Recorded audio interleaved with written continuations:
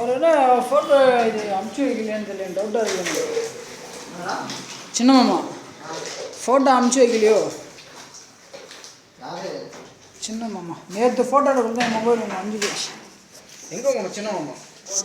Salary போட்டுக்கிறார் தலைவர். பாண்டிச்சேரியில் இருக்கிறா? நேற்று வந்து ஞாத்திகமாக வந்தார். வந்துட்டு கிளம்பிட்டாரா?